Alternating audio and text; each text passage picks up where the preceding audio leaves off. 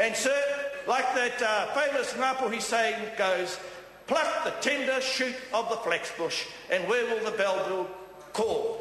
It will say, from the coast to the land, the greatest gift of all is people, is people. It's time for the Māori Party to remember people. Kia ora tātou. Honourable Tau Henare. Speaker, can I say Happy New Year to all members? And can I say to the Honourable Shane Jones, awesome speech, bro. Pity that sort of speech wasn't around when he was minister. Pity that speech wasn't around when they were in government. But a good speech, nonetheless, a good speech. Apart from the last 2 minutes about the drivel on SOE sales. Mr. Speaker. Sorry? Oh, absolutely.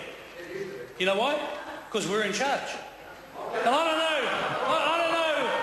don't know where that member's been in the last 3 years, and I don't want to know. But the fact is that this is the first time, Mr. Speaker, that we've actually had a sale of state-owned enterprises in a way which we keep ownership of 51% and 49% is sold to mums, dads and whoever. And here's something else that hadn't been parroted about the state-owned enterprises sale. That no one is going to be able to buy or own or control more than 10%. So isn't that a good thing? Isn't that a great thing that we are still able to control 51%? Just imagine if we had been able to do that with Telecom. Just imagine if we had been able to do that with New Zealand Railways. My old man would have still worked on the railways instead of being let go by none other than that lot over there. Mr. Speaker, I don't bear any grudges. But I tell you what can we look forward to in this term of the national government, sir? Well, only one thing, back in black by 2014. Well, at least that's our target, sir. And we'll stick to that target, Mr. Speaker. And issues that have to be dealt with along the way in that journey, sir, are these. The treaty clause, obviously, the SOEs.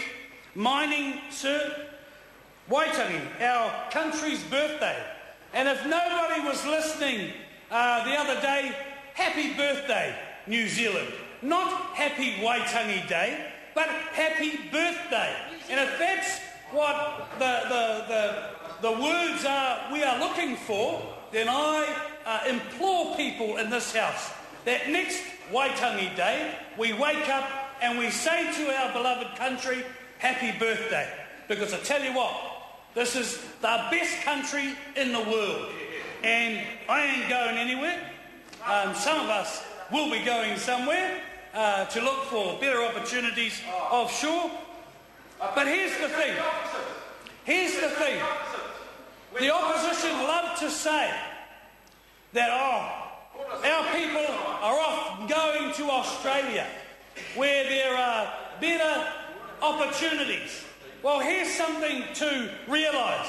The Australian mining industry is a $400 billion industry. And why do you think, Mr. Speaker, why do people think that our young people go to Australia? It's because there are jobs there. And all of those people in this House and outside who protest against drilling and mining and creating opportunities, Mr. Speaker, they are the reason why our young people are going overseas. They do nothing to employ those young people.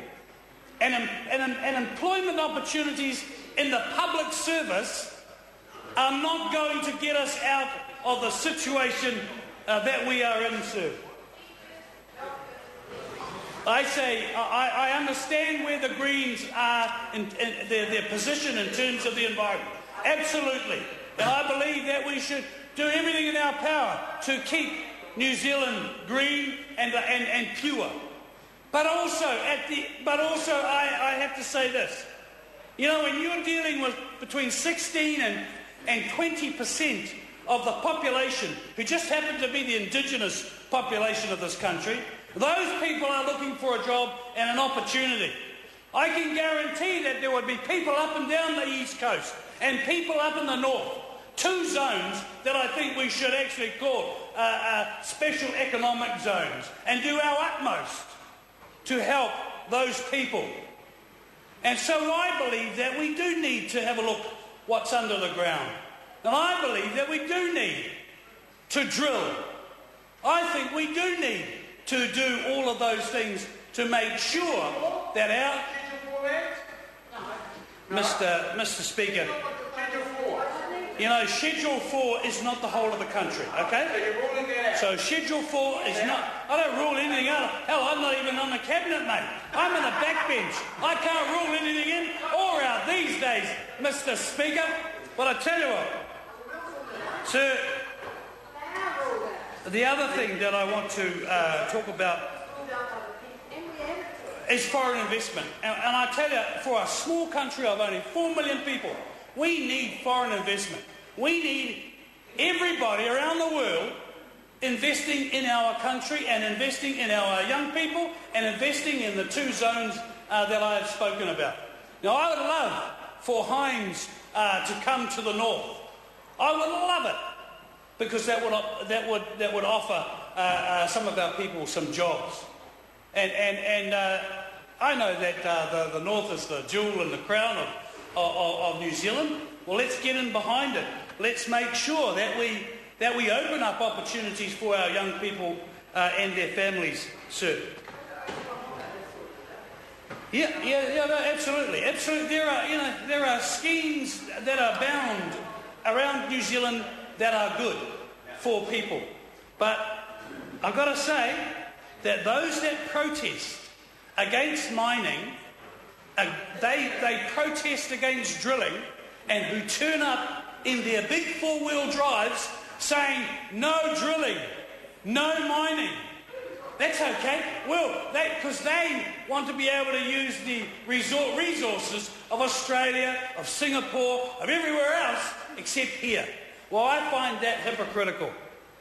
Just as I find hypocritical and xenophobic and verging on racist is the attitude towards the Crayford farms. I cannot, from those that oppose the Crayford farms, those that oppose the sale of the Crayford farms, Mr. Speaker, I am appalled, and also, but I laugh at the same time, that those same people who are saying we don't want the Chinese to buy, because that's what they are saying. That's what it comes down to. If it was an American, if it was an Australian, not a problem, because we've been there. We've done that. We bought the T-shirt and we sold the land for a golf course. We sold the land for this, that and the other thing. But when the poor old Chinese person wants to buy it, oh no, we don't want any part of it. So look deep inside your hearts when you say you are against the sale of the Crayford farms. And look also at who you are supporting, the Michael Fays of this nation. That's right. No, not that member. No, not that member. These guys over here. I know how that member feels about Sir Michael Fay. But let's not go back into history. Mr. Speaker, we have an opportunity. We have an opportunity in this country to do good for our kids, our grandchildren, and the generations after. Let's not put too many. Let's not put too many roadblocks in front of them, so that they can't succeed where we should have been able to allow them to succeed. Mining is a good thing. The mining practices these days don't resemble anything of the past 30, 40, 50 years. Oh. You know, the West Coast wants jobs as well. And if you got off your backside, if the member got off her backside and had a look at the West Coast and went and asked all those unemployed people, what would they do? What would they want to do? It would be this. I want a job. I want a job. And you know how to get the criminal statistic down, Mr. Speaker? Give the person a job. That'll sort them out. Honourable Marianne Street. Thank you, Mr. Speaker.